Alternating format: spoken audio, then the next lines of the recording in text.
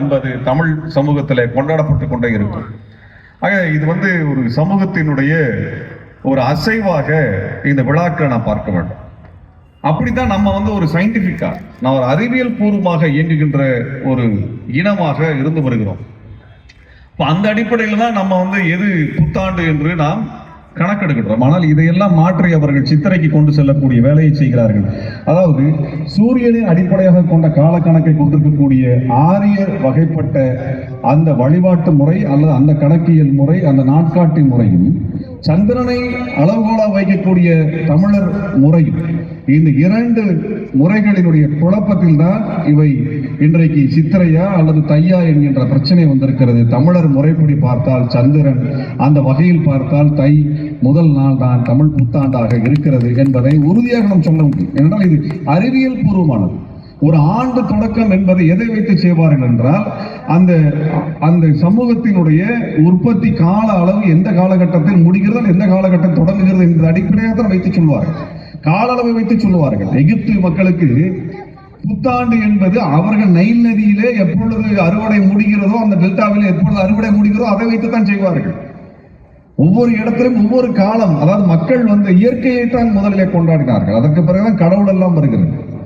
தந்தை பெரியாரை வெறும் நாத்திகராக நாம் பார்த்தோம் என்றால் அவருடைய சிந்தனைகளை நாம் நிராகரித்து விடுகின்றோம் என்ற அர்த்தம். அவர் நாத்திகராக பார்க்க முடியாது. ஏனென்றால் அவர் ஏன் நாத்திகராக, கடவுள் மறுப்பாளராக மாற வேண்டிய ஒரு தேவை இருந்தது என்பதுதான் இன்னைக்கு நமக்கான அரசியல். இந்த சமூகத்தில் ஏற்றத்தாழ்வு இருக்கக்கூடாது என்று விரும்பினார். ஆண் பெண் பேதம் பார்க்கக்கூடாது என்று விரும்பினார். இந்த இரண்டு பேதங்கள், இன்னும் மேலதிகமான பேதங்களுக்கெல்லாம் எது காரணம் என்று கேட்கின்றார். சாதி என்கின்ற பேதம், ஆண் பெண் என்கின்ற பேதம் இருப்பதற்கு அடிப்படை காரணம் வேதம் என்று சொல்லுகிறார்கள். ஆக நான் சாதியை மறுக்க வேண்டும் என்றால் நான் வேதத்தை மறுக்க வேண்டும் என்கின்ற நிலை வருகிறது. ஆகவே நான் சாதியை மறுக்கின்றவன் என்கின்ற காரணத்தால் நான் வேதத்தை மறுக்கின்றேன் என்று அவர் முடிவுக்கு வருகிறார். வேதத்தை மறுப்பதென்றால் வேதத்தை படைத்த ஆண்டவனை தான் நீங்கள் கணக்கில் எடுக்க வேண்டும் என்று சொல்லுகிறார்கள். அப்படி என்றால் நான் ஆண்டவனை மறுக்கின்றேன் என்று முடிவெடுக்கின்றார். அவருக்கு ஆண்டவனோடு எந்த சண்டையும் இல்லை, கடவுளோடு எந்த சச்சரவும் இல்லை. வாய்க்கா வரப்பு சண்டை ஆண்டவனோடு கிடையாது, கடவுளோடு கிடையாது. அவருக்கு சண்டை எங்கே என்றால், மனிதர்கள் சமமாக வாழ்வதற்குரிய வழிவகை என்ன, மனிதன் சமமற்றவனாக ஏற்றத்தாழ்வு மிக்கவனாக சொல்லப்படுவதை நீக்குவதற்கான வழி என்ன என்று பார்க்கிறார். அந்த இடத்தில் தான் கடவுளை நிராகரிக்கக்கூடியவராக வருகிறார். ஆனால் இன்றைக்கு தந்தை பெரியாரை தமிழினத்தினுடைய மிகப்பெரிய எதிரியாக கட்டமைக்கக்கூடிய வேலையை வடநாட்டிலிருந்து வந்திருக்கக்கூடிய பாரதிய ஜனதா கட்சி கும்பலும், தமிழ்நாட்டிற்குள்ளாக எழுந்திருக்கக்கூடிய போலி தமிழ் தேசியவாதிகான சீமான் கும்பலும் செய்து வருகின்றனர். நான் எதையும் ஒழித்து மறைத்து பேசுபவன் அல்ல, வெளிப்படையாக பேசுவதுதான் இன்றைக்கு தேவை. இடைமறையாக பேசுகின்ற காலமெல்லாம் கடந்து போய்விட்டது. வெளிப்படையாக பல உண்மைகளை நாம் பேசியாக வேண்டிய தேவை இருக்கிறது. தந்தை பெரியார் இந்த இடத்தில் தான் ஆரிய கசடுகளை அகற்ற வேண்டும் என்று சொல்லுகிறார். நம்ம என்ன சொல்லுவாங்கன்னா, எந்த எடுத்தாலும் பெரியாரை பற்றி பேசும் பொழுதெல்லாம் தமிழை காட்டுமிராண்டி மொழி என்று சொல்லிவிட்டார் என்று அவர் திரும்ப திரும்ப குற்றம் சாட்டிக் கொண்டே இருப்பார்கள். நாம் ஒன்றை நினைவில் வைத்துக் கொள்ள வேண்டும். தந்தை பெரியார் 65 ஆண்டு காலம் இந்த மக்களிடத்தில் உரையாற்றி இருக்கின்றார், பேசியிருக்கின்றார், எழுதியிருக்கின்றார், புத்தகங்களை படைத்திருக்கின்றார். அவற்றை எல்லாம் ஒரு நூலாக ஒளி பேழையாக கேட்டால் 2 ஆண்டு காலம் நாம் கேட்க வேண்டியிருக்கும் என்கின்ற அளவில் இந்த சமூகத்தோடு மக்களோட பேசியிருக்கிறார். கேட்க ஆரம்பிச்சோம்னா 2 ஆண்டுகளாகவும் அவர் பேசுவதை கேட்டு முடிப்பதற்கென்றெல்லாம் சொல்லுகிறார்கள். அவ்வளவு பேசிய அந்த தந்தை பெரியாரினுடைய வார்த்தையில் 2 வார்த்தைகளை எடுத்து வைத்துக் கொண்டு இன்றைக்கு அதை வியாக்கியானம் செய்து கொண்டிருக்கிறார்கள். நான் என்ன புரிந்து கொண்டேன் என்றால், இந்த மேடை போட்டு அல்லது மக்களிடத்துல பேசுகின்ற மரபு என்பது என்னைக்கு வந்தது? மக்களிடத்துல பொது விஷயத்தை பத்தி பேசுற மரபு என்னைக்கு வந்தது? நாம் கூத்தை பார்க்கிறோம், நாடகங்களை பார்க்கின்றோம், பாடலை பார்க்கிறோம், நடனங்களை பார்க்கின்றோம், பறை இசையை பார்க்கின்றோம். ஆனால் மேடை போட்டு பேசுவது, மக்களிடத்தில் பொது விஷயத்தை பேசுவது என்பது எப்பொழுது வந்தது? காலம் காலமாக நமக்கு புராணங்களை சொல்லுவார்கள், கடவுளை பற்றி கதைகளை சொல்லுவோம், அதை பற்றி கேட்பதற்காகத்தான் நாம் செல்வோம். ஆனால் பொது விஷயத்தை பற்றி, சமூகத்தை பற்றி, நம்முடைய பிரச்சனைகளை பற்றி பேசுகின்ற மரபு என்பது 100 ஆண்டுகளாகத்தான் வந்தது. அதற்கு முன்பு கிடையாது. அதற்கு முன்னாடி நம்ம பொதுமக்களிடம் கூட்டி அரசை பற்றி பிரச்சனைகளோ சமூகத்தை பற்றி பிரச்சனைகளோ பேசுவது என்பது கிடையாது. பிரசங்கம் என்பது தனித்த அளவில், சிறு கூட்ட அளவில் நடந்து கொண்டிருக்கும். ஆனால் ஒரு இயக்கமாக மக்கள் இயக்கங்கள் என்பது என்னைக்கு வருது? என்றைக்கு மக்கள் இயக்கங்களாக வரும், இன்றைக்கு கட்சி வருகிறது. கட்சி என்பது என்ன? மக்கள் இயக்கங்களாக மாறிக்கொள்வது. அதற்கு முன்னாடி என்ன இருந்தது என்றால், இங்கே சாமிக்காக சங்கங்கள் வைத்திருப்பார்கள், மதத்திற்காக சங்கங்கள் வைத்திருப்பார்கள், மடங்கள் வைத்திருப்பார்கள், அதிலே மக்கள் திரள்வார்கள், அங்கே பேசுவார்கள், அவ்வளவுதான் நடக்கும். கதா காலட்சேபங்கள் நடக்கும், ராமாயணமோ மகாபாரதத்தை பேசுவார்கள். ஆனால் பொது விஷயத்தை பேசுவது என்பது இந்த சமீப காலத்தில் தான் வர ஆரம்பித்தார்.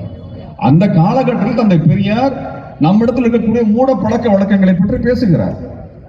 அன்றைய காலகட்டத்தில் இந்த மாதிரி ஒரு பொதுக்கூட்டத்தில் பேசினா கேட்கக்கூடியவர்கள் எத்தனை பேர் படித்தவர்களாக இருப்பார்கள் என்று யோசிப்பார். இன்றைக்கு நாம் இங்கே திரண்டிருக்கக்கூடிய கூட்டத்தில் கிட்டத்தட்ட 100% பேர் படித்தவர்களாக இருப்பீர்கள். பெரும்பகுதியினர் பட்டம் பெற்றவர்களாக இருப்பீர்கள். உங்களிடத்தில் உரையாடுவது என்பது வேறு. உங்களுக்கு இந்த உலகத்தை பற்றியான குறைந்தபட்ச அறிவியல் அல்லது அது குறித்தான பிற சமூகவியல் தகவல்கள் தெரியும். ஆக நான் பேசுவதை நீங்கள் வியாக்கியானப்படுத்திக் கொள்ள முடியும். ஆனால் 100 ஆண்டுகளுக்கு முன்பு இருக்கக்கூடிய சாமானிய மக்களுக்கு எது தெரியும்? அதுக்கு அவர்கள் கல்வி கற்காதவர்களாக தான் பெரும்பகுதி இருப்பார்கள். 99% கல்வி கற்காத மக்களிடத்தில் தான் தந்தை பெரியார் பேசினார். அவர் என்ன ஆடியன்ஸுக்கு பேசுவாரோ அதுதான் நம்ம கணக்கில் எடுத்துக்கொள்ள வேண்டுமே ஒழிய 100 ஆண்டுகள் கழித்து அவர் பேசியதில் 2 வரிகளை எடுத்து வைத்துக் கொண்டெல்லாம் அரசியலை பார்க்கக்கூடாது, அணுக முடியாது. அவர் இன்றைக்கு இருக்க நம்ம இடத்தில் பேசவில்லை. அவர் சிந்தனைகள் தான் நமக்கு தேவைப்படுகின்றன. அவரது வார்த்தைகள் அன்றைக்கு அவரது கூட்டத்தில் அவரது கருத்தை கேட்பதற்காக திரண்டிருந்த மக்களுக்கு எப்படி ஒரு கருத்தை சொன்னால் சென்று சேருமோ அப்படி சொன்னார். அதைத்தான் புரிந்து கொள்ள வேண்டும். கூட்டத்துக்கு ஏற்ற மாதிரி தான் பேச முடியும். நான் இந்த கூட்டத்தில் பேசுகின்ற முறையை, இதே முறையை நான் ஒரு கல்லூரி மாணவர்களிடத்தில் கடந்த வாரம் பேசும் பொழுதெல்லாம் என்னால் பேச முடியவில்லை, எழுந்து சென்று விடுவார்கள். மாணவர்களிடத்தில் பேசுகின்ற முறை வேறு, குழந்தைகளிடத்தில் பேசுகின்ற முறை வேறு, நகரத்தில் பேசுகின்ற முறை வேறு, கிராமத்தில் பேசுகின்ற முறை வேறு, தொழிலாளர்களிடத்தில் பேசுகின்ற முறை வேறு, கட்சிகளை பேசுகின்ற முறை வேறு, தேர்தலிலே பேசுகின்ற முறை வேறு, விழாக்களிலே பேசுகின்ற முறை வேறு, விழிப்புணர்வு ஏற்படுத்துகிறதுக்காக பேசுகின்ற முறை என்பது வேறு. விழிப்புணர்வை கொடுக்க வேண்டும் என்றால் குட்டித்தான் கொடுக்க வேண்டும் என்றால் கொட்டித்தான் கொடுப்பார்கள். அதுதான் தந்தை பெரியாரினுடைய அணுகுமுறை. இன்றைக்கு எடுத்துக்கொண்டு பேசுகிறார். அன்பானவர்களே, தந்தை பெரியார் இந்த சமூகத்திலே நம்முடைய சுயமரியாதை குறித்து எதை பார்க்க வேண்டும் என்று சொன்னார். நம்ம 100 வருஷத்துக்கு முன்னாடி விடுதலை போராட்டம் நடந்தது. அன்றைக்கு என்ன கேட்டாங்க? சுயராஜ்யம் வேண்டும் என்று கேட்டார்கள். காங்கிரஸ் கட்சி என்ன கேட்டுச்சு? விடுதலை வேண்டும், சுயராஜ்யம் வேண்டும் என்று கேட்டார்கள். கம்யூனிஸ்ட் கட்சி என்ன கேட்டுச்சு? சமதர்மம் வேண்டும் என்று கேட்டார்கள். ஆனால் தந்தை பெரியார் சமதர்மம் நிற்க வேண்டும் என்றால், சுயராஜ்யம் பாதுகாக்கப்பட வேண்டும் என்றால், சுயமரியாதை உறுதி செய்யப்பட வேண்டும் என்று சொன்னார். அவர்தான் சுயமரியாதையை பற்றி பேசினார். சுயமரியாதை இல்லாத சமூகம் தனக்கான ராஜ்யத்தையும் காப்பாற்றிக் கொள்ளாது, தனக்கு கொடுக்கப்படுகின்ற சமதர்மத்தையும் பாதுகாத்து விடாது. சுயமரியாதை உணர்வு இல்லை என்றால் அதான் நடந்து போய்விடும். ஆக சுயமரியாதை உணர்வு தான் முதன்மை அரசியல் உணர்வாக இருக்க வேண்டும் என்றுதான் சுயமரியாதை உணர்வை பற்றி பேசினார். அதுக்கப்புறம் தான் சுயராஜ்யம். ஏன் பெரியாரிய தோழர்கள் கருப்பு சட்டை போடுகிறார்கள்? இந்த நாடு விடுதலை அடைந்தது என்று சொல்லுகிறார்கள். ஆனால் இந்த விடுதலை என்பது தற்காலிகமானது. அது ஆங்கிலேயரிடமிருந்து பார்ப்பனரிடத்தில் சென்று விட்டது. ஆக எங்களுடைய மரியாதை என்பதை நாங்கள் பார்ப்பனர்களிடத்தில் போராடி பெற வேண்டிய அடுத்த ஒரு போராட்டம் காத்திருக்கிறது. ஆகவே இந்த நாள் என்பது எங்களுக்கு மகிழ்ச்சியான நாள் அல்ல, துக்க நாள் என்றுதான் தந்தை பெரியார் சொன்னார். அதனால்தான் கருப்பு சட்டை போட்டார். அதனாலதான் அவர் கருப்பு சட்டை போட்டார். தந்தை பெரியாரினுடைய இந்த அரசியலை நாம் இந்த காலகட்டத்தில் புரிந்து கொள்ளணும். ஏனால் இன்றைக்கு திருப்பரங்குன்ற பிரச்சனையை பார்த்துக் கொண்டிருக்கிறோம். 10 பைசாக்கு பிரயோஜனம் இல்லாத ஒரு பிரச்சனை எடுத்துக்கொண்டு பாரதிய ஜனதா கட்சி தமிழ்நாட்டிற்குள்ளாக கலவரத்தை கொண்டு வர விரும்புகிறது. இந்த சமயத்தில் தமிழர்கள் ஒன்றாக நிற்க வேண்டும் என்கின்ற சிந்தனை இல்லாமல் தமிழர்களுக்குள்ளாக பிளவு கொண்டு வருகின்ற வகையிலே நாம் தமிழர் கட்சியினுடைய தலைவர் சீமான் பிராமண கடப்பாரை எடுத்துக்கொண்டு வந்து திராவிட கோட்டை இடிக்கிறேன் என்று சொல்லுகிறார். முதல்ல இந்த பிராமணன் என்கின்ற வார்த்தையை தந்தை பெரியார் கடுமையாக எதிர்ப்பார். நான் பல இடங்களில் சொல்லி வருகிறேன், புரிந்து கொள்ள வேண்டும். பிராமணன் என்கின்ற வார்த்தை ஜாதியா வர்ணம்? பிராமணன் என்கின்ற வார்த்தை ஜாதியா? பிராமணன் என்ற வார்த்தை ஜாதி அல்ல. பிராமணன் என்கின்ற வார்த்தை ஒரு வர்ணம். இப்ப நீங்க வன்னியர்னு சொன்னீங்கனாலோ, கவுண்டர்னு சொன்னீங்கனாலோ, பறையர்னு சொன்னீங்கனாலோ, கோணார்னு சொன்னீங்கனாலோ, பல்லர்னு சொன்னீங்கனாலோ, தேவர்னு சொன்னாலோ, நாடார்னு சொன்னாலோ, ரெட்டியார்னு சொன்னாலோ, நாயக்கர்னு சொன்னாலோ, முதலியார், பிள்ளைமார், ஐயர், ஐயங்கார்னு சொன்னா சாதி, அது ஜாதியின் பெயர்.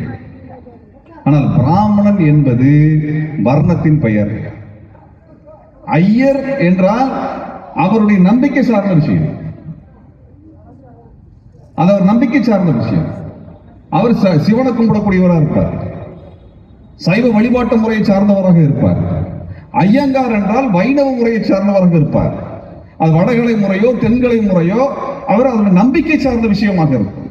சாதிகள் என்பது இதே போன்ற ஒரு நம்பிக்கை சார்ந்து, இடம் சார்ந்து, தொழில் சார்ந்து, அவர்களது பண்பாடு சார்ந்து சாதிகளை புரிந்து கொள்ள முடியும். ஆனால் பிராமணன் என்றால் எப்படி ஐயர் ஐயங்கார் ரெண்டும் சேர்ந்து பொறுத்தவரை பிராமணன் என்று சொல்ல முடியும்? சைவத்தையும் வைணவத்தையும் சேர்த்து, ஒரு சாதிகளை சேர்த்து ஒரு அடையாளத்துக்குள்ளாக எப்படி கொண்டு வர முடியும்? ஐயங்கார் பேக்கர் நமக்கு ஒரு பிரச்சனையும் இல்லை, கோணார் மிஸ்ரா நம்மளுக்கு ஒரு பிரச்சனையும் கவலையும் இல்லை. ஆனால் பிராமணால் கஃபே என்று சொன்னால், பிராமணால் ஹோட்டல் என்று சொன்னால் ஏன் எதிர்க்க வேண்டும்? அதுக்கு எதிராக தந்தை பெரியார் 2 ஆண்டுகள் போராட்டம் நடத்துகிறார். ஏன்னா பிராமணன் என்கின்ற வார்த்தை வர்ணத்தை சொல்லுகிறது. 4 வர்ணத்தை இந்து மதம் சொல்லுகிறது. என்ன அந்த 4 வர்ணம் எடுத்துக்கொண்டால், பிரம்மாதான் அனைத்தையும் உருவாக்குகிறார். பிரம்மாவின் தலையிலிருந்து பிறந்தவன் பிராமணன். அவன் ஒரு மூத்த வர்ணத்தை சார்ந்தவன், அவன் தான் முதன்மை வர்ணம். அவனுக்கு அடுத்து பிரம்மாவின் தோளில் இருந்து பிறந்த சத்திரியன், அவன் 2ஆம் வர்ணத்தை சார்ந்தவன். 3வது வர்ணம் வைசியன், அவன் பிரம்மாவின் தொடையிலிருந்து பிறந்தான். 4வது வர்ணம் என்பது இந்த 3 வர்ணத்திற்கும் சேவை செய்யக்கூடிய வர்ணம் 4வது வர்ணம். அந்த வர்ணம் சூத்திர வர்ணம். இதுதான் சொல்றான். இதுல பிராமணன் என்கின்ற அந்த வர்ணத்திலே பூணுலை போடக்கூடிய ஆரிய மரபுக்கு சொந்தக்காரர்கள் மட்டும்தான் இந்த உயர் மரபுக்கு சொந்தக்காரர்கள் என்று அந்த 4 வர்ண கோட்பாடு வரையறை செய்யும். பிராமணன், சத்திரியன், வைசியன். நம்ம ஊர்ல நம்ம சாதிகளை சில பேர் நானும் சத்திரியன் நானும் வைசியன் சொல்லுவாங்க. அதை நம்ம வேணா சொல்லிக்கலாம். ஆனால் வர்ணாசிரம கோட்பாட்டுப்படி தமிழ்நாட்டிற்குடைய அனைத்து சாதிகளும், ஐயர் ஐயங்காரை தவிர அனைத்து சாதிகளும் சூத்திரர்கள் என்றுதான் மனுஸ்மிருதியிலே சொல்லுகிறார்கள், இந்து மத கோட்பாட்டிலே வரையறை செய்திருக்கிறார்கள். அப்ப ஒருத்தர் சாதி கேட்கிறீங்க, ஒரு கேட்கக்கூடிய சூழல் வருகிறது, அவர் சாதியை சொல்றாரு, நீங்க உங்க சாதியை சொல்றீங்கன்னா அங்க ஏற்றத்தாழ்வு பிரச்சனையாக வந்து விடாது. ஆனால் அவர் ஜாதியை சொல்லாமல் அவர் வர்ணத்தை சொல்றாரு. நான் பிராமணன் என்று சொல்றாரு. ஐயர்னு சொன்னா நம்ம என்ன ஜாதியை திரும்ப நம்ம ஜாதியை சொல்லிக்கலாம். ஆனால் நான் பிராமணன் என்று சொன்னால் அவர் சாதியை சொல்லவில்லை, வர்ணத்தை சொல்லுகிறார் என்ற அர்த்தம். அப்ப அவர் வர்ணத்தை சொல்றாருன்னா உங்க வர்ணத்தை நீங்க சொல்லணும், உங்க ஜாதியை அல்ல. அப்படின்னா உங்க வர்ணம் என்ன? உங்க வர்ணம் என்ன? உங்க வர்ணம் சூத்திரன். அப்ப அவன் சாதியை சொல்லாமல் வர்ணத்தை சொல்லும் பொழுது நீங்கள் உங்கள் வர்ணத்தை சொல்லக்கூடிய நிலைக்கு வருகிறீர்கள். நீங்கள் உங்கள் வர்ணத்தை சொன்னால் அந்த வர்ணத்திற்கு என்று விதிகள் வைத்திருக்கிறார்கள். அது என்ன விதிகள் என்று மனுஸ்மிருதியில் எழுதி வைத்திருக்கிறார்கள். சூத்திரர்களுக்கு ஆன வேலை என்பது மேலே இருக்கக்கூடிய 3 வர்ணத்திற்கும் வேலை பார்ப்பதுதான் சூத்திரனுடைய தர்மம் என்று எழுதி வைத்திருக்கிறார்கள். சூத்திரனுக்கு நீதி கொடுக்கக்கூடாது, சூத்திரனுக்கு சொத்து சேர்க்க அனுமதிக்க கூடாது, சூத்திரனுக்கு கல்வி கொடுக்க கூடாது, சூத்திரனுக்கு அதிகாரம் கொடுக்க கூடாது என்று மனுஸ்மிருதி எழுதி வைத்திருக்கிறது. எடுத்து படிச்சு பார்த்தீங்கன்னா எவ்வளவு தூரம் நம்ம இழிவுபடுத்திருக்கிறோம் என்பதை நாம் நேரடியாக தெரிந்து கொள்ளலாம். அது மனுஸ்மிருதியில் எழுதி வைத்திருக்கிறார்கள். தந்தை பெரியார் மனுஸ்மிருதியை குறித்து எழுதியிருக்கிறார். அண்ணல் அம்பேத்கர் அவர்கள் மனுஸ்மிருதியை குறித்து எழுதியிருக்கிறார். 2 பேரும் அறிஞர்களும் மனுஸ்மிருதியை வியாக்கியானப்படுத்தி இருக்கிறார்கள். அதை எடுத்து எழுதி அவர்கள் சொல்லுகிறார்கள், இந்த அடிப்படையில் தான் இந்த சமூகத்தின் நிலத்தில் இருக்கக்கூடிய மக்களை எல்லாம் அவர்கள் அடிமைப்படுத்தி வைத்திருந்தார்கள். உதாரணமாக எடுத்துக்கொண்டோம் என்றால், சூத்திரனுக்கான நீதி வழங்குவதற்கு மனுஸ்மிருதியிலே ஒரு ஸ்லோகம் இருக்கிறது. என்னவென்றால், இந்த 4 வர்ணத்துக்கு நீதி வழங்குவதற்கு ஒரு முறை வைத்திருக்கிறார்கள். நீ கேட்கலாம், மனுஸ்மிருதி இன்னைக்கு நடைமுறை இருக்கா என்று குருமூர்த்தி சொல்லுவதை நீங்கள் கேட்கலாம். மனுஸ்மிருதி காலனிய ஆட்சி காலம் வரை மனுஸ்மிருதி நடைமுறையில் இருந்தது. சிப்பாய் கழகம் என்று சொல்லுகிறார்கள் அல்லவா, வட இந்தியாவில் போராட்டம் நடந்தது. 1857 சிப்பாய் கழகத்திற்கு பிறகு நேரடியாக இங்கிலாந்து ராணியின் ஆட்சி வருகிறது. அதற்கு பிறகுதான் சட்டத்திட்டங்கள் உருவாக்கப்படுகின்றன. அதற்கு முன்பு கிழக்கிந்திய கம்பெனி தான் இந்த நாட்டை ஆண்டது. இந்திய நாட்டை ஆண்டது கிழக்கிந்திய கம்பெனி, ஒரு கார்ப்பரேட் கம்பெனி தான் ஆண்டது. கிழக்கிந்திய கம்பெனியின் ஆட்சியில் 100 ஆண்டு காலம் இந்த நாடு இருந்தது. அந்த கிழக்கிந்திய கம்பெனி மனுஸ்மிருதியை தான் சட்டமாக, கோட்பாடாக வரையறை செய்து வைத்துக் கொண்டார்கள். அது எப்பொழுது மாறுகிறது என்றால், சிப்பாய் கழகம் வட இந்தியாவில் எழுந்து மிகப்பெரும் சண்டை நடந்த பிறகு நேரடியாக ராணியின் ஆட்சியின் கீழாக இந்தியா வருகிறது. அதற்கு பிறகுதான் இங்கே சட்டங்கள் கொண்டு வரக்கூடிய சூழல் உருவாகிறது. அப்பொழுது மனுஸ்மிருதியை தூக்கி எறிந்துவிட்டு புது சட்டங்களை கொண்டு வருவதற்கு இங்கிலாந்து அரசு வேலைகள் எடுக்க ஆரம்பிக்கிறது. அப்போதான் இங்க இருக்கக்கூடிய உயர் சாதி கூட்டம், பார்ப்பன கூட்டம் வெள்ளையர்களுக்கு எதிராக விடுதலை போராட்டம் என்கின்ற கோரிக்கையை ஆரம்பிக்கிறாங்க. அது வரைக்கும் அவர் விடுதலை போராட்டத்திற்கெல்லாம் வரவில்லை. இங்கே சிறுமி பேசினார் அல்லவா வேலுநாச்சியாரை குறித்து. வேலுநாச்சியார் காலத்தில் இருந்து சிப்பாய் கழகத்தின் காலம் வரை எந்த உயர் சாதி கூட்டமும் இந்தியாவில் விடுதலை போராட்டத்திற்காக வீதியில் இறங்கவில்லை. யாரும் இறங்கவில்லை. இதான் வரலாறு. அப்ப மனுஸ்மிருதியினுடைய சட்டம் தான் இங்கே நிலை பெற்றிருந்தது. அதுலதான் அவன் நீதி கொடுப்பதை பற்றி, நீதி பரிபாலனத்தை பற்றி என்ன சொல்கிறான் என்றால், ஒரு பிராமணன் நீதி வழங்குகின்ற இடத்திற்கு வந்து நான் சொல்லுவது உண்மை என்று சொன்னால் அதை உண்மை என்று ஏற்றுக்கொள்ள வேண்டும். பிராமணன் சொல்லுவதை வேத வாக்காக நீங்கள் ஏற்றுக்கொள்ள வேண்டும் என்று சொல்லுகிறது. அடுத்த வரியில் சத்திரியன் தன்னுடைய தேசத்தின் மீது ஆணையாக சொன்னான் என்றால் அதை நீங்கள் உண்மை என்று எடுத்துக்கொள்ளலாம், சத்தியம் என்று எடுத்துக்கொள்ளலாம். ஒரு வைசியன் தன் சொத்துக்களின் மீது ஆணையாக என்று சொல்லுகிறான் என்றால் அதை நீங்கள் சத்தியம் என்று எடுத்துக்கொள்ளலாம்.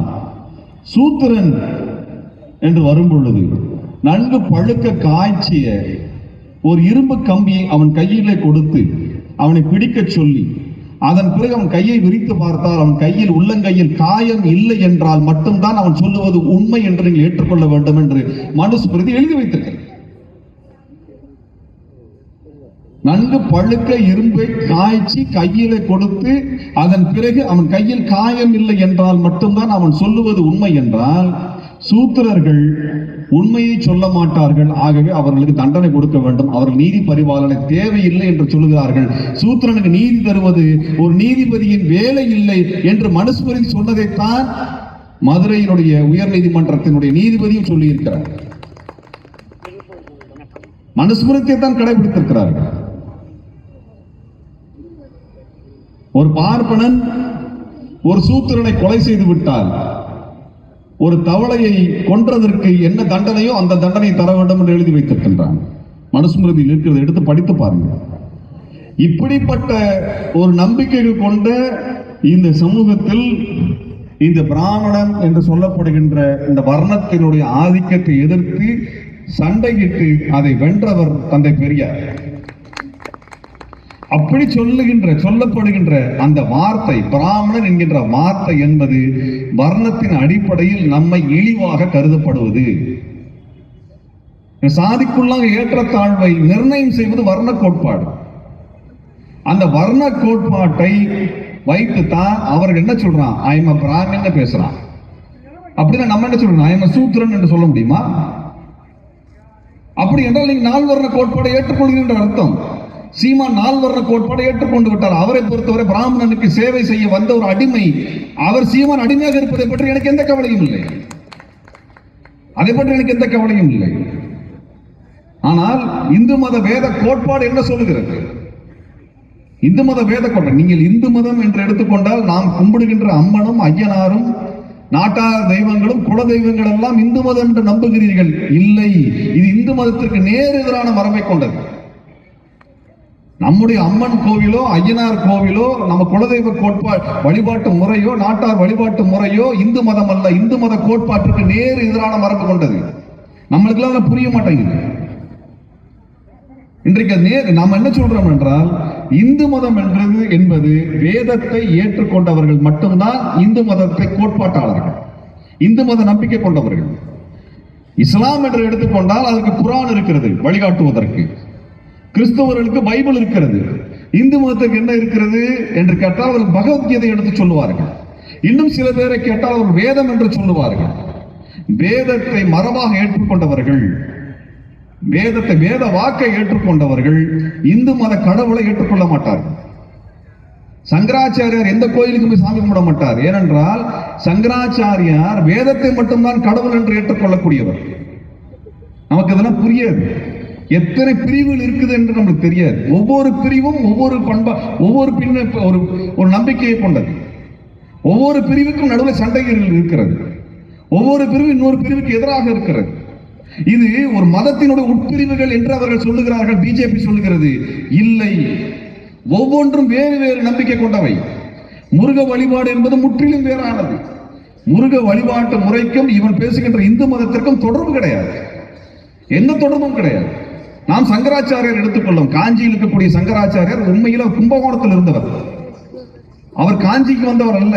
காஞ்சிக்கு 150 வருஷத்துக்கு முன்னாடி தான் கொண்டு வந்து உட்கார வைக்கிறார் வெள்ளக்காரன். அதற்கு முன்பு அவர் கும்பகோணத்தில் இருந்தவர்கள். காஞ்சி சங்கராச்சாரியார் கோயிலுக்குள் சென்று பூஜை செய்தால் கோயிலுக்கு தீட்டு கழிக்கப்பட வேண்டும் என்ற ஆகமம் இருக்கிறது. அவர் நெல்லையப்பர் கோவிலுக்கு சென்று, திருநெல்வேலியில் இருக்கக்கூடிய நெல்லையப்பர் கோவிலுக்குள் சங்கராச்சாரியார் சென்றதற்காக நெல்லையப்பர் கோவிலில் தீட்டு கழித்தார்கள். ஏன்? சங்கராச்சாரியார் இங்க இருக்கக்கூடிய சைவ மரபுக்கு நேர் எதிரானவர். எந்த சங்கராச்சாரியாரினுடைய அந்த மொத்த மடத்திலிருந்து வரக்கூடியவர் யாரும் கோயிலினுடைய கொடிமரத்தை தாண்டி வரக்கூடாது. சங்கராச்சாரியார்கள் சிலையை கும்பிட மாட்டார்கள், வணங்க மாட்டார்கள், பூஜிக்க மாட்டார்கள். அவர்கள் வேதத்தை மட்டும் ஏற்றுக்கொண்டவர்கள். அவர்கள் ஸ்மார்த்த மதத்தை சார்ந்தவர்கள். அவருக்கு மதம் இருக்கிறது, பேர் ஸ்மார்த்த மதம். ஸ்மார்த்த மரபை சார்ந்தவர்கள். அவரை கூட்டிட்டு வந்து கும்பாபிஷேகம் நடத்துறான் நம்ம ஊர்க்காரன். அவருக்கும் குடமுழுக்கும் என்ன சம்பந்தம்? நம்ம கும்பாபிஷேகம் சொல்ல முடியாது, குடமுழுக்கு என்றுதான் சொல்லுவோம்.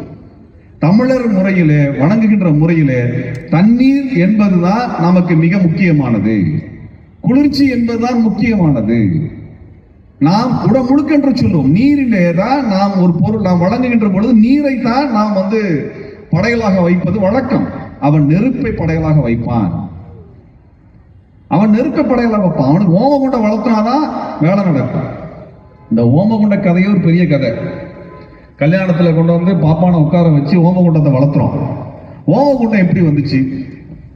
எல்லாத்துக்கும் ஒரு அறிவியல் இருக்கிறது. நம்மளுக்கு இந்த பணியையே நம்மால் தாங்கிக் கொள்ள முடியல.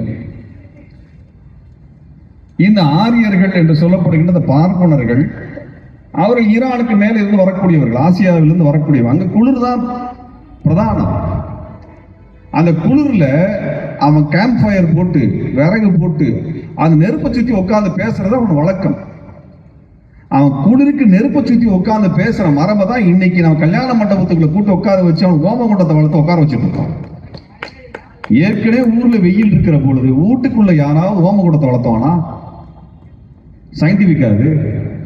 நான் கேட்ட கோச்சு கூடாது, யோசிச்சு பாருங்க. வீட்டுக்குள்ளார நம்ம ஊர்ல இருக்கக்கூடிய கிளைமேட்டுக்கு உள்ள ஏர் கண்டிஷன் போட்டே உள்ள வாழ முடியல. இதுல ஒருத்தன் ஓமகுண்டம் வளர்த்தனா எப்படி வாழ முடியும்? ஓமகுண்டத்திற்கும் தமிழர் மரபுக்கும் என்ன சம்பந்தம் இருக்கிறது? வேத வேள்வி மரபு என்று சொல்லக்கூடிய அந்த முறைக்கும் இங்க அம்மன் கோவிலுக்கும் என்ன சம்பந்தம் இருக்கிறது? இந்த வேள்வி முறை என்று சொல்லக்கூடிய ஓமகுண்ட முறைக்கும் ஐயனார் கோவிலுக்கும் முருகன் கோவிலுக்கும் என்ன தொடர்பு இருக்கிறது? எதுக்கும் கிடையாது, எதுக்கும் கிடையாது. அப்ப இந்த வேத மரபு என்று சொல்லுகிறார்களே, இந்த வேத மரபை தமிழுக்குள்ளாக கொண்டு வந்து திணிக்கின்ற வேலையை RSS காரணம், பிஜேபி காரணம் செய்து கொண்டிருக்கிறார்கள். அதைத்தான் நான் புரிந்து கொள்ள வேண்டும். இதுல இருக்கக்கூடிய பல வேறுபாடுகள். இப்ப என்னன்னா, திருப்பரங்குன்றத்தில் என்ன பிரச்சனையை சொல்றான்? சிக்கந்தர் தர்கா மேல இருக்குதுன்னு சொல்றான். சிக்கந்தர் தர்கால என்ன பிரச்சனை இவனுக்கு? அங்க ஆடு கோழி பலியிடுறாங்க, பிரியாணி கொண்டு போறாங்க, அதனால முருகனுக்கு தீட்டாயிரும், அசுத்தமாகிவிடும் என்று மலைக்கே புனிதமாக்குறான். விட்டா மலைக்கு மேல தண்ணி ஊற்றி குளிப்பாட்டம் போல் இருக்குது. முருக வழிபாட்டு முறை என்பது தமிழர் வழிபாட்டு முறை. குறிஞ்சி நிலத்தினுடைய கடவுள் முருகன். நம்ம எல்லாருக்கும் தெரியும், படத்துல படிச்சிருக்கிறோம். முருகனுக்கு இணையர் யாரு? வள்ளி. வள்ளி யாரு? குறத்தி. நீங்க மலையும் மலை சார்ந்த இடம் என்று சொல்லுகின்ற குறிஞ்சியில விவசாயம் செஞ்சு பிழைக்க முடியாது, வேட்டையாடிதான் பிழைக்க முடியும். ஆக முருகனுக்கு படையலிடுவது என்பது பலியிட்டுத்தான் படையலிடுவார்கள். முருகனுக்கு நீங்க வணங்கணும்னால் முறையாக வணங்க வேண்டும் என்றால், தமிழ் முறைப்படி வணங்க வேண்டும் என்றால், சங்கத்தின் முறைப்படி வணங்க வேண்டும் என்றால், குறிஞ்சி திணைப்படி வணங்க வேண்டும் என்றால், நீங்கள் அசைவ உணவை படைத்துத்தான் வணங்க வேண்டும். இதை நான் சொல்லவில்லை, திருமுருகாற்று படையில் சொல்லி இருக்கிறார்கள். திருமுருகன் சொல்லவில்லை. திருமுருகாற்று படையில முருகனுக்கு இந்த சாமி வந்து ஆடக்கூடிய அந்த வெறியாட்டத்துல அதுக்கு ஒரு மரபு சொல்றான், எப்படி செய்யணும்னு சொல்லிட்டு. முருகனுடைய வேலை நட்டு இரு நிறம் கொண்ட உடை அணிந்து கையில சிவப்பு நூலை கட்டி பொறியை படையலாக தூவி மலரை வைத்து அழகு செய்து அதற்கு பிறகு கிடா ஆட்டினுடைய குருதியில் தோய்ந்த, அதாவது கிடா ஆட்டு ரத்தத்தில் எடுத்த அதுல நீங்கள் சோற்றை பிசைந்து அதை வைத்துத்தான் முருகனை நீங்கள் வேண்டுதலாக அந்த நிகழ்வை நடத்த வேண்டும் என்று திருமுருகாற்று படையில சொல்லியிருக்கிறான். எச்ராஜாக்கு தெரியுமா? அது முதல்ல தமிழ் படிக்க தெரியுமா அந்த ஆளுக்கு? ஆனா தமிழை இன்னைக்கு இதெல்லாம் புரியாம, இதை பற்றி இந்த நம்மளுடைய மரபு முறைகளை பற்றி புரிந்து கொள்ளாமல், நான் எனக்கு கடவுள் நம்பிக்கை கிடையாது, ஆனால் என் குடும்பத்தில் இருக்கக்கூடிய அனைவருக்கும் முருகன் பேர் தான் வைப்பார்கள். என்னுடைய தாத்தாவிற்கும் தாத்தாவினுடைய அப்பாவினுடைய குடும்பத்து பேரெல்லாம் எடுத்து பார்த்தா எல்லாம் முருகன் பெயரை தான் வைத்திருக்கிறார்கள். எச்ராஜாவோட குடும்பத்துக்கு முருகன் பெயர் வைக்க மாட்டாங்க, மோடியோட குடும்பத்துக்கு முருகன் பெயர் இருக்காது, அமித்ஷா குடும்பத்துக்கு முருகன் பெயர் இருக்காது. அவங்களுக்கும் முருக வழிபாட்டுக்கு தொடர்பு கிடையாது. அவங்க வேற, நம்ம வேற. அவனுக்கு முருகன்னா யாருன்னே தெரியாது. அப்ப முருக வழிபாட்டுல அசைவ உணவு பிரதானமானது, முக்கியமானது. இன்னைக்கு யாராவது செய்யறீங்களா? நீங்க உறவினர் விட்ட செய்யறாங்களா? அப்படின்னா இப்ப முருகன் உங்களுக்கு அருள் கொடுப்பாரு? எங்களுக்கு தான் நம்பிக்கை இல்லை, நீங்க நம்புறீங்கல்ல? முருகனுக்கு சக்கரை பொங்கலா வச்சுட்டு இருந்தா முருகனுக்கு சுகர் வருமா வராதா? சொல்லுங்க. முருகன் 4 மலை ஏறி இறங்கணும். தினம் பள்ளி மலை ஏறணும், மருதமலை ஏறணும், பழமுதிர்ச்சோலை ஏறணும், திருப்பரங்குன்றத்துல ஏறணும், எல்லா இடத்துல ஏறணும்னா சக்கரை பொங்கல் தின்னுட்டு இப்ப முருகன் ஏறுவார். சொல்லுங்க. அப்ப முருகனுக்கான உணவு அசைவ உணவு. அவருக்கு ஆம்பூர் பிரியாணி கொடுங்க, நல்லா சாப்பிடுவார். தலப்பாக்கட்டு பிரியாணி கொடுங்க, நல்லா சாப்பிடுவார். அதை விட்டுட்டு சக்கரை பொங்கலா வச்சு முருகனுக்கு சுகரா ஏற்றி விட்டுட்டீங்கன்னா முருகன் எப்படி படியேறுவாரு? நம்மளுக்கு என்ன பிரச்சனைனா, நம்மளுடைய மரபு கூட தெரியாத ஒரு இனமாக இந்த இனம் இருந்துட்டு இருக்குது. சாமி பக்தி வந்துச்சுன்னா அப்படியே போயிடுறேன். எல்லாமே சாமி. இன்னைக்கு யோசிச்சு பாருங்க, 7 நாள்ல நம்ம 7 நாளும் கறி தின்னக்கூடிய, அசைவ உணவு உண்ணக்கூடிய ஒரு இனத்தை சார்ந்தவன். அதனாலதான் போர் புரிந்தவர்கள். இவ்வளவு பெரிய கோயிலை கட்டுறதுனா எப்படி கட்டியிருப்பான்? எப்படி கல்லை தூக்கியிருப்பான்? எப்படி இந்த அணையை கட்டியிருப்பான்? எப்படி விவசாயம் பார்த்திருப்பான்? அவன் உடல் வலு இருந்தா தானே பண்ண முடியும். ஐயரு அசைவம் சாப்பிட மாட்டாரா? அவருக்கு தேவையில்லை. மணியாட்டுறதுக்கு ஒரு ஸ்பூன் நெய் இருந்தா போதும், அவருக்கு அந்த எனர்ஜி போதும். உங்களுக்கு என்ன? கடுமையாக உழைக்கிறீர்கள். நன்றா புரிந்து கொள்ளுங்கள். உடல் உழைப்பிலிருந்து விடுபட்ட ஒற்றை சமூகமாக பார்ப்பன சமூகம் மட்டும்தான் இருக்கிறது. தமிழினத்தில் அனைவருமே உடல் உழைத்துத்தான் உழைத்தார்கள்.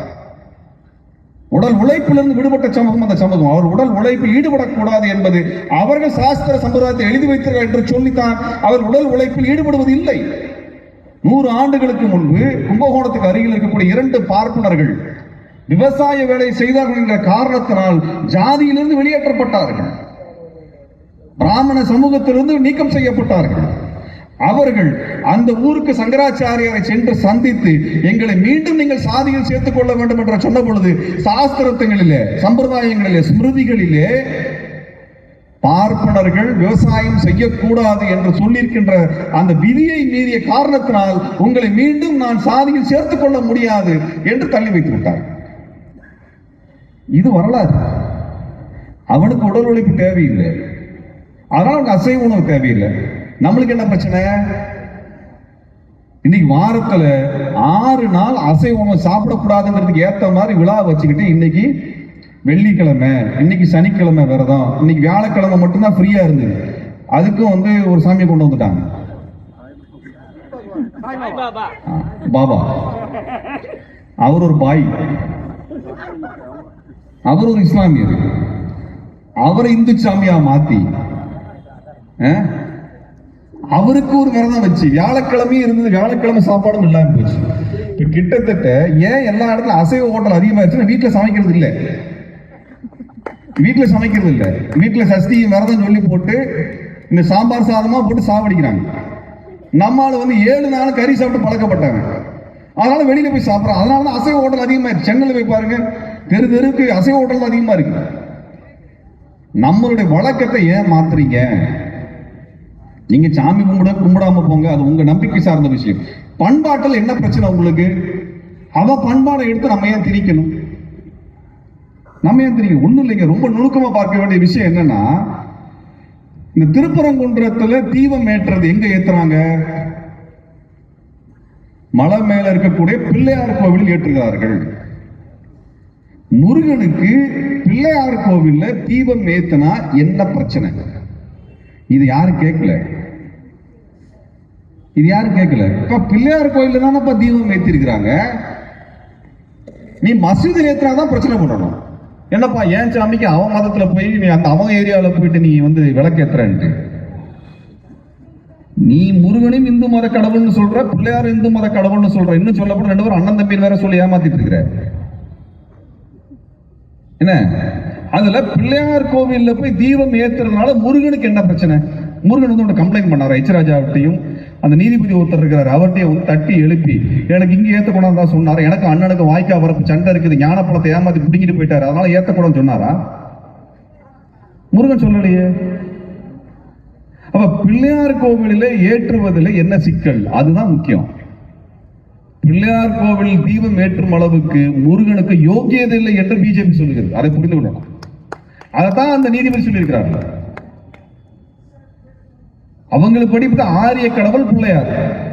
நம்மளுக்கு ஆரிய கடவுளா, திராவிட கடவுளா, தமிழ் கடவுளா நம்மளால பிரச்சனை இல்லை. கடவுள்னு வச்சுட்டு அங்க போய் தாங்க உடச்சிட்டு வந்துருவாங்க.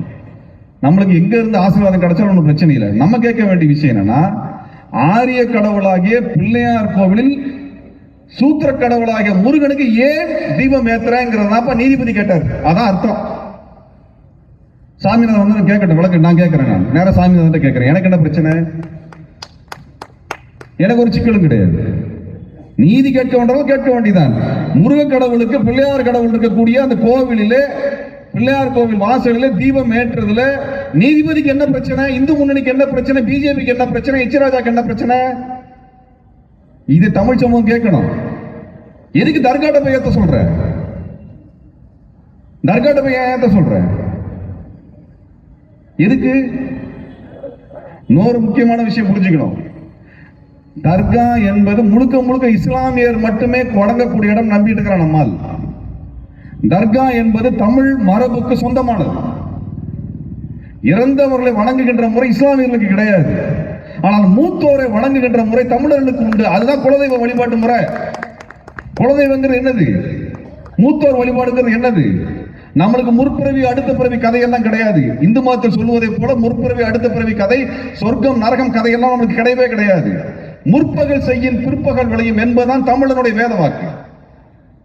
அப்பா நல்லது பண்ணா பையனுக்கு நல்லது நடக்கும், தாத்தா நல்லது பண்ணா பேரனுக்கு நல்லது நடக்கும். இதுதான் நம்ம மரபு. நமக்கு பிறவி அல்ல, தலைமுறை. அதான் முக்கியமானது. தலைமுறையை தான் நாம் கணக்கில் எடுத்துக்கொள்வோம், பிறவியை எடுத்துக்கொள்ள மாட்டோம். போன பிறவியில் என்னவா இருந்தோம், அடுத்த பிறவி என்னவா இருந்தாங்க கதையெல்லாம் நம்ம சங்க இலக்கியங்கள் எந்த இலக்கியத்திலும் கிடையாது, தமிழ் நம்பிக்கையில் கிடையாது. தமிழ் என்ன, நீ நல்லது பண்ணு, நீ செடி நட்டா உன் புள்ள பழந்து பறிச்சு திம்பான், அவ்வளவுதான் நம்மளோட விஷயம். அதோட வாழ்க்கை முடிஞ்சு போகுது. நீ நல்லது பண்ணு, உன் சந்ததி நல்லா இருக்கும். இது சொல்றோமா இல்லையா? இந்த வழக்கம் இருக்குதா இல்லையா? அந்த அடிப்படையில் தான் தர்கா வழிபாடு வருகிறது.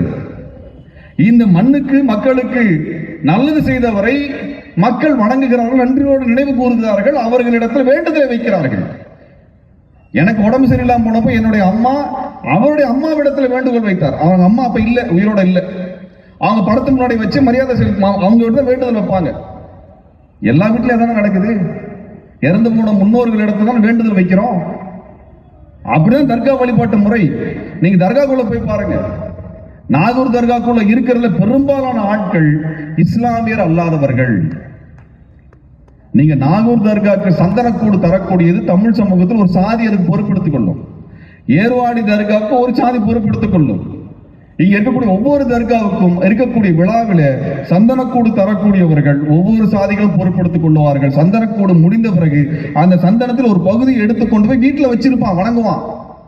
இது தமிழ் பண்பாட்டு முறை. இது தமிழ் பண்பாட்டு முறை. மருதுபாண்டியர்கள் திருப்பத்தூர் தர்காவுக்கு இடம் கொடுத்தார்கள், அதை கட்டி கொடுத்தார்கள். மதுரையில் இருக்கக்கூடிய பெரிய பள்ளிவாசல் மாரவர்மன் சுந்தரபாண்டியன் நிலம் கொடுத்து கட்டிய பள்ளிவாசல். அது 800 ஆண்டுகளுக்கு முன்பு கட்டப்பட்ட பள்ளிவாசல். 1000 ஆண்டுகளுக்கு முன்பு கட்டப்பட்ட பள்ளிவாசல் தேங்காய்பட்டணத்தில் இருக்கிறது. கன்னியாகுமரி மாவட்டத்தின் தேங்காய்பட்டணம் இருக்கக்கூடிய பள்ளிவாசல் என்பது மிகவும் பழமையான பள்ளிவாசல். அது அப்ப தமிழர்களுக்கும் இஸ்லாமியர்களுக்குமான உறவு, இஸ்லாம் மதத்திற்குமான உறவு இன்று நேற்று அல்ல. தமிழ் மன்னர்கள் காலத்திலிருந்து பின்னி பிணைந்த உறவு. அது பண்பாடோடு பின்னி பிணைந்த உறவு.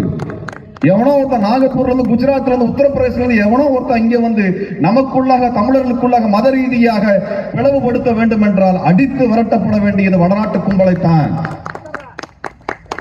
நம்ம வீட்டுக்குள்ள கலவரம் பண்றதுக்கு இவன் யாரு? நான் தான் கேட்கிறேன், எச் ராஜா என்றைக்காவது எந்த முருகன் கோயிலுக்காக வேண்டுதல் போயிருப்பாரா? இவனு என்னைக்காவது வேண்டுதல் போயிருப்பானுங்களா? மொட்டை அடிச்சிருப்பானுங்களா? அழகு குத்தி இருப்பாங்களா? காவடி தூக்கி இருப்பானா? என்ன பண்ணிருப்பான்? இவனுக்கு முருகனுக்கு என்ன சம்பந்தம்? முருக வழிபாட்டு முறையை பாதுகாக்க வேண்டும் என்கின்ற ஆதங்கத்தில் சொல்லுகின்றேன். முருக வழிபாடு என்பது கடவுள் நம்பிக்கையாக மட்டும் நாங்கள் பார்க்கவில்லை, பண்பாட்டு வடிவமாக நாம் பார்க்கின்றோம். அது பண்பாட்டு வடிவம். அது நம்ம வாழ்வியல் முறை அதோடு சேர்ந்து இருக்கிறது. அதுல அன்பு இருக்கிறது, அறம் இருக்கிறது, அறிவு இருக்கிறது, ஒரு பண்பாட்டு வரலாறு நமக்கு இருக்குது முருக வழிபாட்டுக்குள்ள. அதை எடுத்துக்கொண்டு எதுக்கு அவன் கொடுக்கணும்? ஆறுபடை வீடு என்று சொல்லுகிறோம். அறுபடை வீடுன்னு எடுத்துட்டோம்னா எல்லா கோயிலுக்கும் என்ன பேர் வச்சிருக்கிறாங்க? நான் திமுக அரசிடம் ஒரு வேண்டுகோள் வைக்கணும்.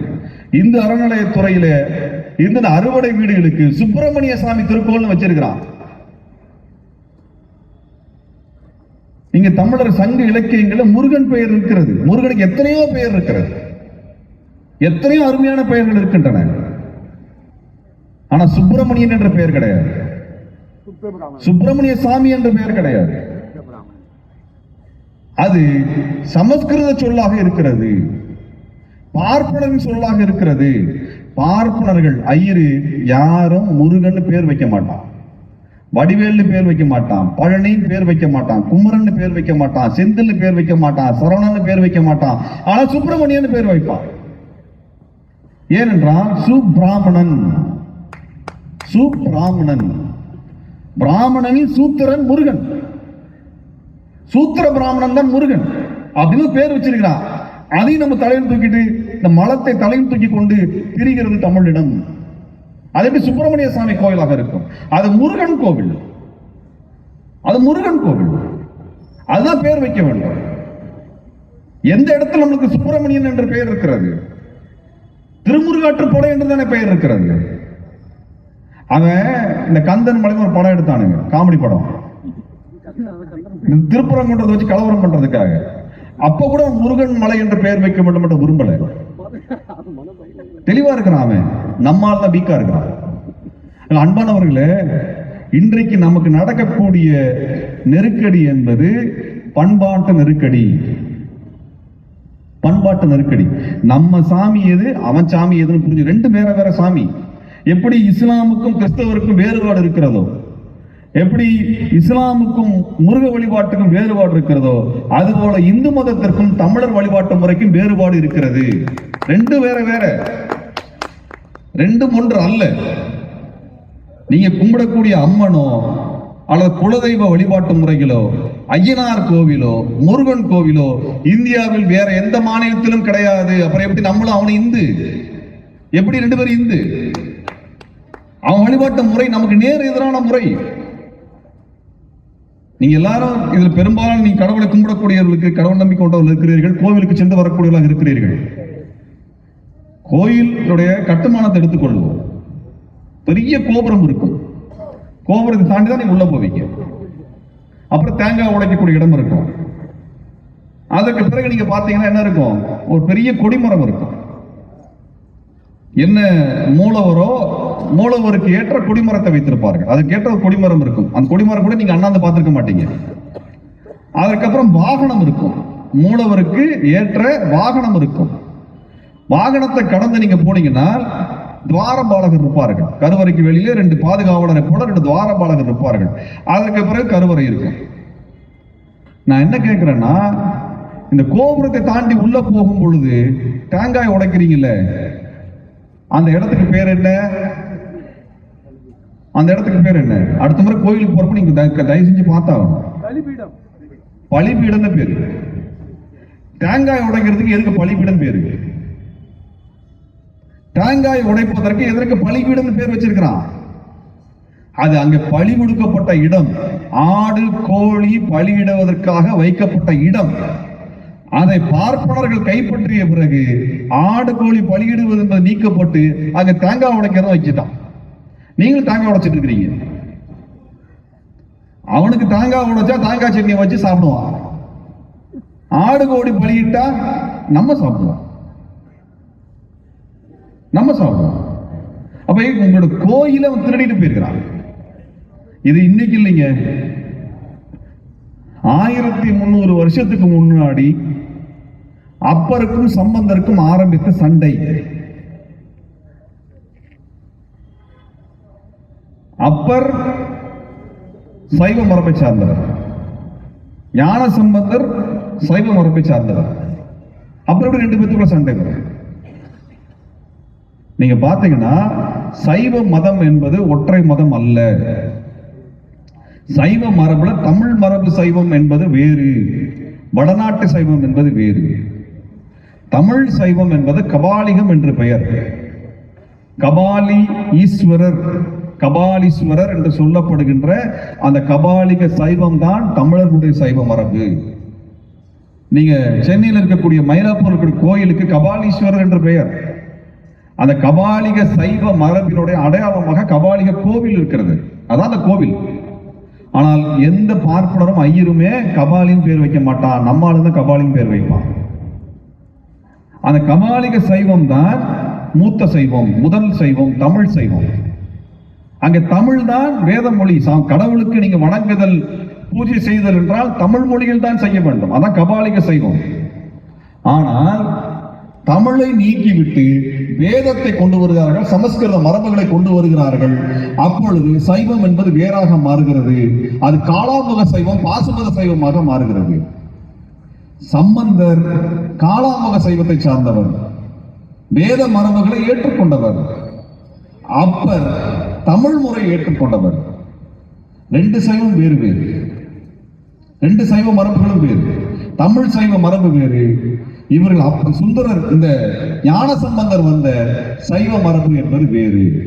அது தமிழ் மரபுக்கு நேர் எதிரான மரபாக அவர் வருகிறார்.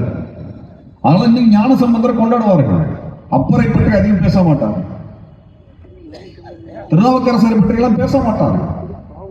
இதுல சண்டை எங்க நடக்கிறது என்றால், இன்றைக்கு வேதாரண்யம் என்று சொல்லுகிறோம் அல்லவா, அந்த வேதாரண்யம் கோவிலில் நடக்கிறது.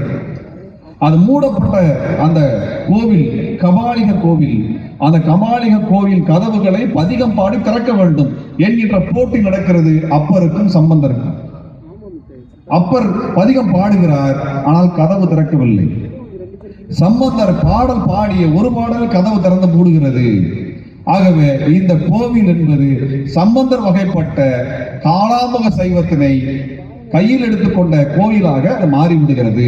அதற்கு பிறகு அது வைதிக கோயிலாக மாறுகிறது. வைதிகம்னா என்னன்னா, வேத மரபை நம்பிக்கையாக கொண்டவர்கள் வைதிக மரபினர், வேதத்தை மறுத்த மரபினர் தமிழ் மரபினர். ஆக தமிழ் மரபு கோவிலானது வைதிக மரபு கோயிலாக மாறுகிறது.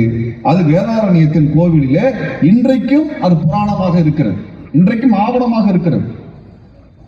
ஆக அப்பர் தோற்கடிக்கப்படுகிறார், சதியால் பாட்டு பாடி யாரும் கதவு திறக்க முடியாது. சயின்ஸ் நம்மளுக்கு நல்லாவே தெரியும்.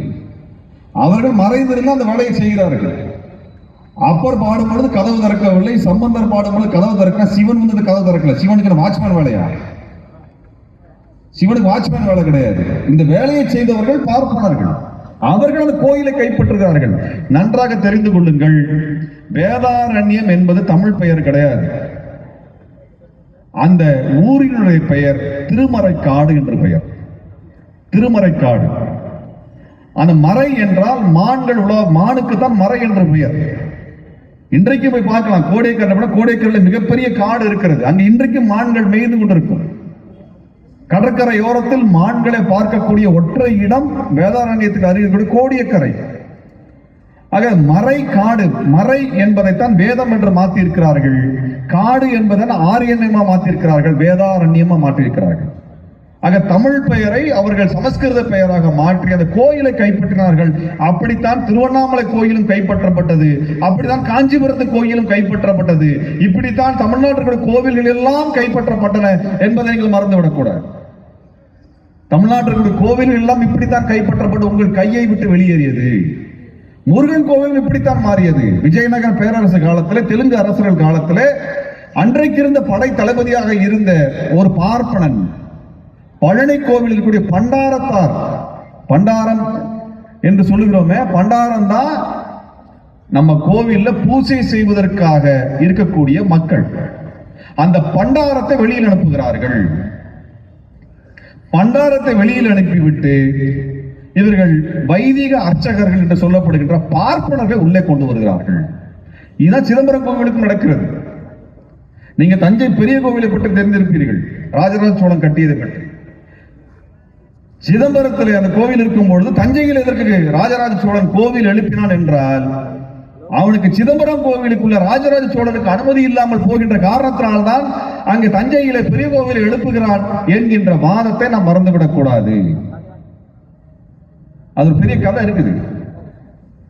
சிதம்பரம் கோவிலில் பூசாரிகள் இல்லாமல் போன பிறகு அவர்கள் திருவனந்தபுரத்திலிருந்து அழைத்து வருகிறார்கள், கேரள நம்பூதிரிகளை அழைத்து வருகிறார்கள். நீங்க பார்த்தீங்கன்னா நம்ம ஊர் பாப்பாரெல்லாம் பின்னாடி கொண்டு வச்சிருப்பாரு, அவங்க இங்க முன்னாடி கொண்டு வச்சிருப்பாங்க. எங்க இருந்து அங்கிருந்து வந்தார்கள். பழனி கோவில் அப்படித்தான் அவர்கள் கைக்கு சென்றது.